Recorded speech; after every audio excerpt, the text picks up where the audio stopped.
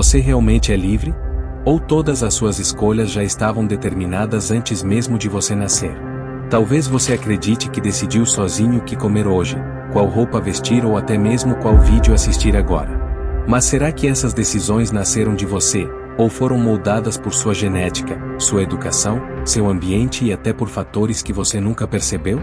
A pergunta parece simples, mas toca no coração de um dos maiores dilemas da filosofia. Somos seres livres, ou apenas seguimos uma rota traçada por forças invisíveis? Desde cedo aprendemos a acreditar que somos donos do nosso destino. Vivemos em sociedades que exaltam a liberdade. Faça suas escolhas, seja quem você quiser ser, a vida é sua. Mas logo surge a contradição. Se somos tão livres assim, por que sentimos que não conseguimos controlar nossos impulsos, nossas emoções ou até mesmo o rumo da nossa vida? Quantas vezes você já prometeu mudar um hábito, ser uma pessoa diferente, e no dia seguinte caiu de novo nos mesmos padrões? Quantas vezes acreditou que estava escolhendo algo por vontade própria, mas depois percebeu que foi levado por pressão social, por moda, ou por pura necessidade de aceitação? Essa tensão não é de hoje. Já na Grécia Antiga, filósofos perguntavam até que ponto o homem é senhor de si mesmo. Para os estoicos, tudo no universo seguia uma ordem inevitável. Eles acreditavam no Logos, uma razão cósmica que organizava tudo. Para eles, o papel do homem não era mudar o destino, mas aceitá-lo com sabedoria. A verdadeira liberdade não estava em controlar o que acontece, mas em controlar a forma como reagimos. Se você perde um emprego, se alguém o ofende, se adoece, nada disso depende só de você. Mas a maneira como lida com a dor, com a perda ou com a vitória, isso sim poderia ser chamado de liberdade. Séculos depois, o cristianismo trouxe a ideia da providência divina. Deus já sabia o caminho de cada ser humano, mas ao mesmo tempo pregava que cada um seria julgado por suas escolhas. Como equilibrar destino e liberdade? Esse paradoxo atravessou séculos de debates teológicos e filosóficos. No século XVII, filósofos como Spinoza foram ainda mais radicais. Para ele, a liberdade humana era apenas uma ilusão. Nossos desejos, nossas decisões, tudo é consequência de causas anteriores. Você acredita que quis beber um café porque escolheu livremente, mas na verdade, foi porque acordou cansado, porque seu corpo pediu cafeína, porque desde criança você associou o café ao início do dia. Spinoza dizia que se a pedra tivesse consciência, acreditaria que escolhe cair. Mas ela apenas obedece às leis da gravidade. Nós, seres humanos, não seríamos tão diferentes assim. Mas nem todos aceitaram essa visão mecânica da vida. Jean-Paul Sartre, filósofo do existencialismo, trouxe uma resposta explosiva no século XX: o homem está condenado a ser livre. Para Sartre, não existe destino, não existe essência pré-determinada. Nós somos o resultado de nossas escolhas. Não existe natureza humana fixa, não existe manual pronto sobre quem devemos ser. Nós nos inventamos a cada decisão. E até não escolher já é uma escolha. Essa ideia é libertadora, mas também assustadora. Porque se tudo depende de nós, não há desculpas. Não podemos colocar a culpa em Deus, no destino ou na sociedade. Somos responsáveis pelo que fazemos e também pelo que deixamos de fazer. Sartre descreveu essa sensação como angústia. A angústia de perceber que não existe chão sólido sob nossos pés. A cada decisão estamos criando a nós mesmos, e não existe garantia de que escolhemos certo. Mas como aplicar isso ao nosso cotidiano de hoje? Pense nas redes sociais. Você acredita que escolheu assistir a determinado vídeo, seguir determinado influenciador, comprar determinado produto? Mas será que escolheu mesmo? Algoritmos rastreiam seus cliques, seus gostos, suas emoções, e entregam exatamente aquilo que aumenta a probabilidade de você continuar rolando a tela. Até sua indignação é prevista, medida e usada como combustível para mantê-lo conectado. O que Sartre chamaria de liberdade radical parece sufocada por um sistema que guia seus desejos sem que você perceba.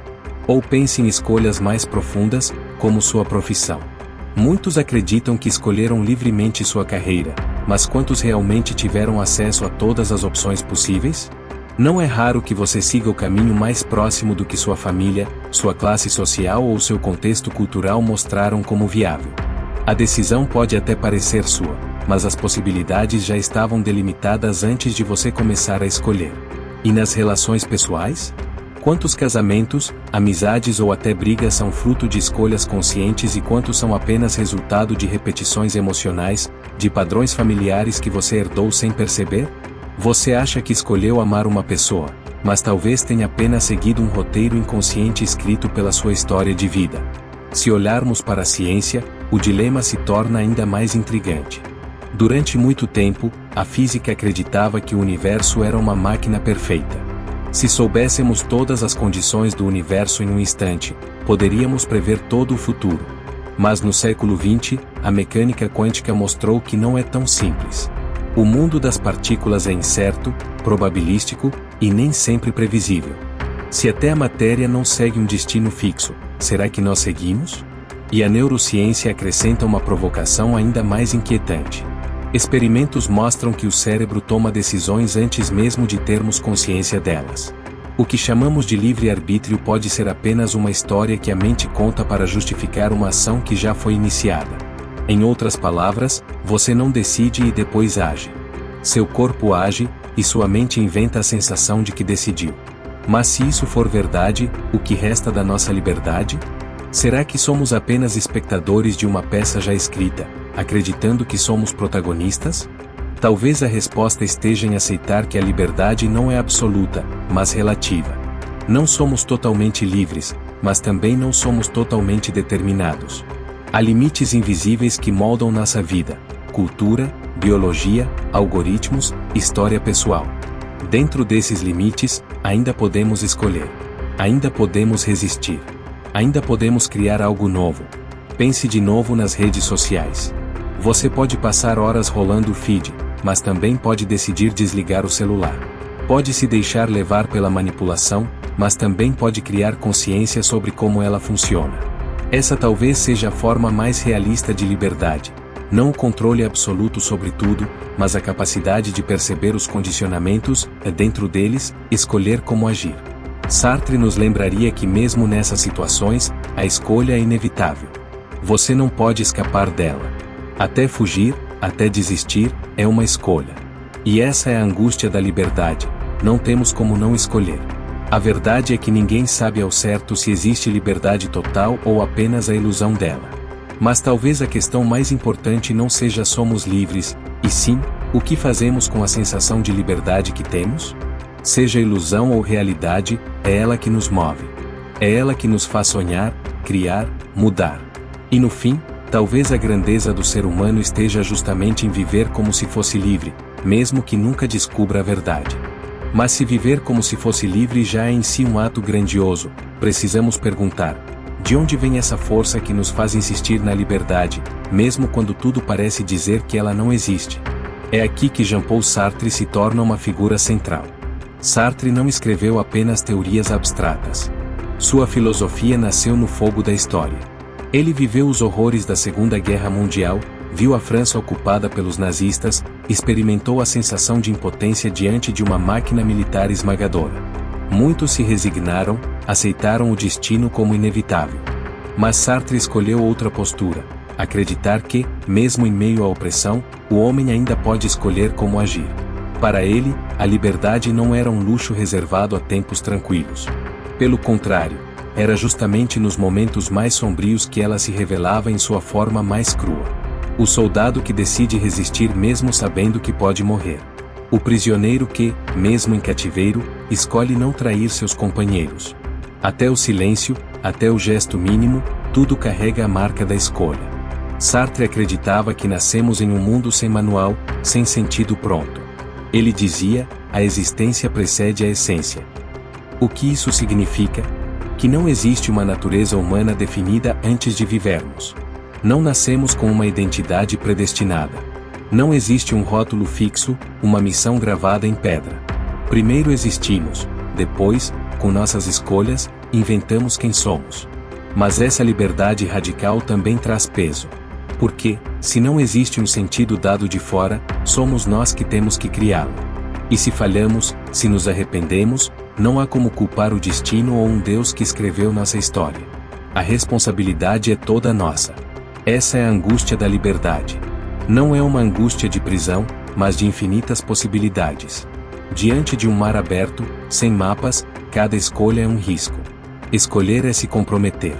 E não escolher é também decidir permanecer parado, deixando que a vida siga sem nossa intervenção. Agora pense em como isso aparece no nosso cotidiano.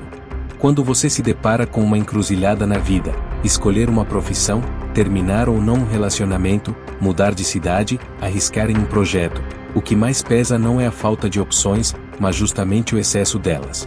O medo de escolher errado, de olhar para trás e pensar, e se eu tivesse feito diferente? Esse medo é o que Sartre chamaria de angústia existencial. Ele acreditava que muitos de nós tentamos fugir desse peso. Criamos desculpas, terceirizamos a responsabilidade, culpamos as circunstâncias. Sartre chamou isso de má fé. É quando fingimos que não temos escolha para escapar da responsabilidade de escolher. O trabalhador que diz não tenho saída, preciso continuar nesse emprego, quando na verdade poderia, com risco e coragem, buscar outro caminho. A pessoa que diz não posso mudar, eu sou assim, quando na verdade está escolhendo permanecer igual. Essa má fé é um tipo de autoengano. Fingimos que somos objetos sem liberdade, quando na verdade estamos sempre escolhendo. Até aceitar a opressão pode ser uma escolha, dolorosa, mas escolha ainda assim. E aqui surge a questão: será que conseguimos viver sem cair na má fé? Será que suportamos a liberdade em sua totalidade? Talvez por isso muitas pessoas busquem ideologias rígidas, religiões absolutas ou até algoritmos que digam o que fazer. É como se preferíssemos que alguém decidisse por nós, para aliviar o peso da responsabilidade. Mas para Sartre, isso é uma renúncia perigosa. Quem abre mão da própria liberdade também abre mão da própria humanidade. Sartre não falava isso apenas em livros. Ele viveu essa coerência. Recusou prêmios, criticou governos, se colocou ao lado de minorias oprimidas. Para ele, a filosofia não era uma torre de marfim, mas uma prática cotidiana. Viver é escolher, e escolher é assumir responsabilidade não só por si, mas pela humanidade inteira. Porque, segundo Sartre, quando escolhemos, estamos dizendo ao mundo, é assim que acredito que o ser humano deve ser. Esse peso coletivo da liberdade torna cada gesto significativo. Ao decidir, não represento apenas a mim, mas ofereço um exemplo de humanidade. É por isso que Sartre dizia que a liberdade é inseparável da responsabilidade. E talvez seja aqui que percebemos porque a liberdade é ao mesmo tempo fascinante e assustadora. Não basta existir. É preciso criar-se a si mesmo a cada dia. Não basta seguir o fluxo. É preciso afirmar um sentido, mesmo em meio ao caos. Mas será que isso é possível em nosso tempo? Em uma era de consumo, de algoritmos, de pressões invisíveis? Será que ainda temos coragem de assumir nossa liberdade radical, ou preferimos acreditar que somos apenas peças de um jogo maior? Essas perguntas nos levam a outro filósofo que também enfrentou esse dilema, mas de uma forma muito diferente, Friedrich Nietzsche. Se Sartre nos mostrou a responsabilidade da liberdade e Nietzsche nos convidou a criar valores diante do vazio, Viktor Frankl nos conduz a uma dimensão ainda mais profunda, o sentido da vida mesmo quando tudo parece perdido. Frankl foi um psiquiatra austríaco, discípulo de Freud e Adler, mas sua vida mudou radicalmente durante a Segunda Guerra Mundial. Preso pelos nazistas, ele passou anos em campos de concentração, incluindo Auschwitz.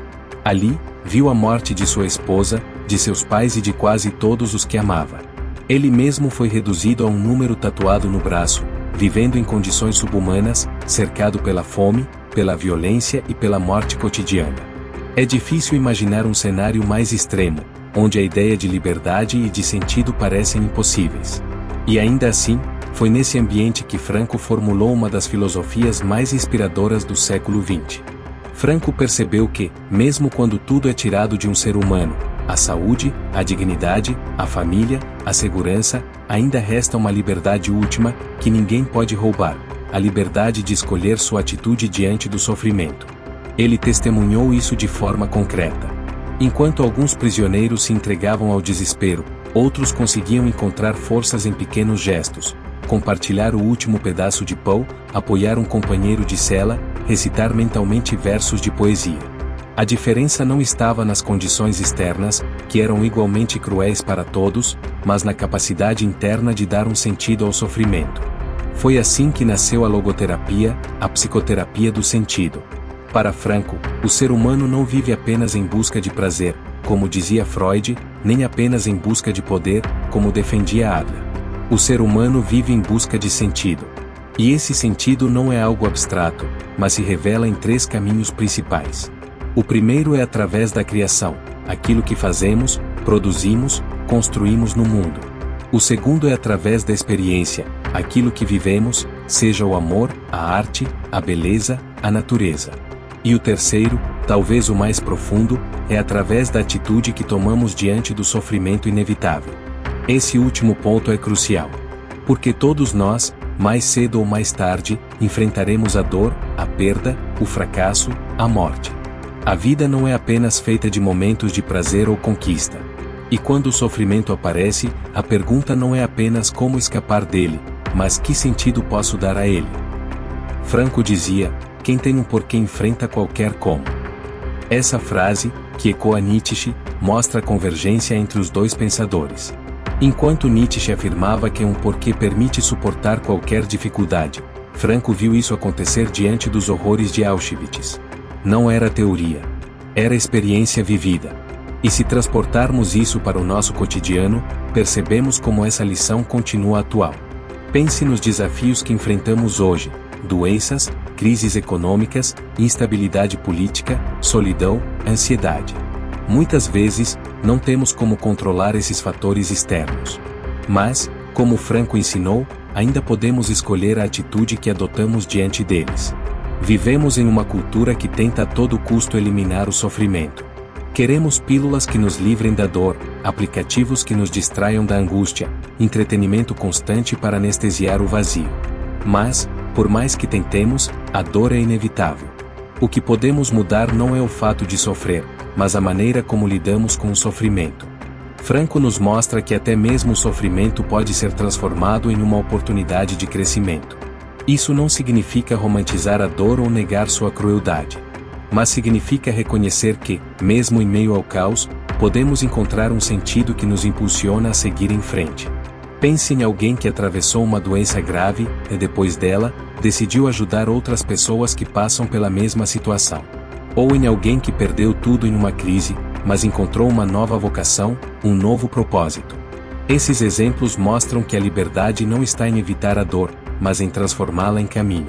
E aqui está a beleza da filosofia de Franco. Ela é, ao mesmo tempo, realista e esperançosa. Realista porque não nega a dureza da vida. Esperançosa porque mostra que, mesmo na escuridão, ainda podemos acender uma luz. Mas talvez a provocação mais forte que Franco nos deixa seja esta: você já encontrou o seu porquê? Você já descobriu aquilo que dá sentido à sua vida, a ponto de enfrentar qualquer obstáculo para preservá-lo? Essa pergunta não é abstrata. Ela se traduz nas escolhas diárias. O que nos faz levantar da cama pela manhã? O que nos sustenta quando tudo parece desmoronar? Que valores, que amores, que sonhos são tão importantes que valem o sacrifício? Na era das redes sociais, muitas vezes confundimos sentido com distração. Confundimos propósito com likes, com seguidores, com consumo. Mas esses são alívios passageiros. O verdadeiro sentido, como Franco nos mostra, é aquilo que permanece mesmo quando o mundo cai ao nosso redor. É claro que nem sempre descobrimos esse sentido de uma vez por todas. Muitas vezes, ele se revela em momentos específicos, no cuidado com alguém, na criação de algo novo, no enfrentamento de uma perda. E tudo bem. A vida não nos dá um manual, mas nos oferece pistas. Cabe a nós prestar atenção a elas. Ao integrar a visão de Sartre, Nietzsche e Franco, percebemos algo fascinante. Sartre nos fala da liberdade angustiante. Nietzsche, da criação alegre diante do vazio. Franco, do sentido mesmo em meio ao sofrimento. São 3 faces de uma mesma experiência humana. E todas elas apontam para a mesma conclusão: a vida não é um caminho pronto, mas um campo aberto de possibilidades. Nós não escolhemos tudo, mas escolhemos como responder ao que nos acontece. E é nessa resposta que nossa liberdade, nossa grandeza e nosso sentido se revelam. E talvez, olhando para essa tríade filosófica, possamos enxergar com mais clareza os dilemas do nosso tempo. Porque, se antes a questão era sobreviver em meio à guerra ou à escassez, hoje o desafio é sobreviver ao excesso. Excesso de informações, de estímulos, de escolhas aparentes. E é justamente esse excesso que nos leva à próxima reflexão. Será que, no mundo digital, ainda somos realmente livres para escolher? Nietzsche nos trouxe uma perspectiva ainda mais radical sobre a liberdade. Para ele, a questão não era apenas se somos livres ou determinados, mas como podemos criar valores em um mundo onde Deus havia morrido, onde as certezas absolutas desapareceram. Nietzsche falava do além do homem, do Übermensch. Não um super-herói, mas alguém capaz de criar seus próprios valores em vez de simplesmente herdar os valores de outros. Ele acreditava que a maioria de nós vive como rebanho, seguindo valores prontos, morais herdadas, sem questionar de onde vieram ou se ainda fazem sentido. A liberdade para Nietzsche não era apenas escolher entre opções já dadas. Era a coragem de inventar novas opções, de dizer não ao que todos esperam de você e sim ao que você realmente é, mesmo que isso signifique ficar sozinho. E isso nos leva a uma reflexão crucial para nossos dias. Será que temos coragem de ser livres de verdade? Ou preferimos a segurança confortável de seguir o script que a sociedade escreveu para nós? Pense nas suas redes sociais novamente. Quantos posts você faz porque realmente quer expressar algo, e quantos porque sabe que vão gerar likes? Quantas opiniões você tem porque realmente pensou sobre elas, e quantas apenas porque seu círculo social as aprovaria? Nietzsche diria que a verdadeira liberdade começa quando paramos de buscar aprovação externa e começamos a criar nossos próprios critérios de valor. Mas aqui chegamos a um paradoxo interessante. Se cada pessoa criar seus próprios valores, como viveremos em sociedade? Como tomaremos decisões coletivas? É aí que entra outro filósofo fundamental, John Stuart Mill. Mill nos ensinou sobre a liberdade individual versus bem coletivo. Ele acreditava que sua liberdade termina onde começa a liberdade do outro. Você pode ser livre para pensar, falar e agir, mas não pode usar sua liberdade para oprimir os outros. É um equilíbrio delicado, mas necessário. E talvez seja essa a chave para entender nossa liberdade no mundo atual. Não somos totalmente livres, existem limites biológicos, sociais, tecnológicos. Mas dentro desses limites, ainda podemos escolher. E mais importante, podemos escolher de forma consciente. A consciência talvez seja o elemento que faltava em nossa discussão. Não basta escolher. É preciso escolher sabendo que se está escolhendo. É preciso reconhecer nossos condicionamentos para poder, dentro do possível, transcendê-los. Quando você entende como funciona um algoritmo, ele perde parte do poder sobre você. Quando você reconhece seus padrões emocionais, pode começar a mudá-los. Quando percebe as pressões sociais que moldam suas decisões, pode decidir conscientemente aceitar ou resistir a elas. Essa consciência não nos torna totalmente livres, mas nos torna mais livres. E talvez seja isso que realmente importa. Não a liberdade absoluta, mas o processo contínuo de nos tornarmos mais conscientes, portanto, mais capazes de escolha genuína. Voltando à pergunta inicial, você é livre? A resposta não é um simples sim ou não. Você é livre na medida em que consegue ser consciente. Livre na medida em que assume responsabilidade por suas escolhas. Livre na medida em que tem coragem de questionar o que todos consideram óbvio. E aqui chegamos ao ponto mais provocativo de todos. Talvez a liberdade não seja algo que você tem ou não tem. Talvez seja algo que você pratica. Como um músculo que precisa ser exercitado todos os dias. Cada pequena escolha consciente é um ato de liberdade. Cada momento em que você para refletir antes de reagir. Cada vez que questiona suas próprias certezas. A liberdade não é um destino, é um caminho. E o mais belo é que esse caminho nunca termina. Você nunca chegará ao ponto de ser totalmente livre, mas pode sempre estar caminhando em direção a mais liberdade, mais consciência, mais autenticidade. Sartre estava certo, estamos condenados a ser livres. Mas talvez não seja uma condenação. Talvez seja o maior presente da existência humana. A capacidade de, em meio ao caos e à incerteza, criar sentido. De, diante do absurdo da vida, escolher como viver. E você? Depois de tudo que conversamos hoje, como vai exercitar sua liberdade amanhã? Que escolha consciente vai fazer quando fechar este vídeo? Lembre-se, até não fazer nada já é uma escolha. E toda escolha é uma oportunidade de se tornar mais quem você realmente é. A filosofia não nos dá respostas prontas. Ela nos dá perguntas melhores. E talvez a pergunta mais importante não seja sou livre, mas sim, como posso usar a liberdade que tenho, por menor que seja, para criar algo significativo. O destino pode escrever as circunstâncias, mas você ainda pode escolher como ler a história. Se este vídeo te fez questionar algo sobre sua própria liberdade, deixe um comentário contando qual foi a reflexão que mais te impactou. E se você quer continuar explorando os grandes dilemas da filosofia, se inscreva no canal. Porque a jornada em busca da sabedoria nunca termina. Até o próximo vídeo, e lembre-se, você sempre tem uma escolha.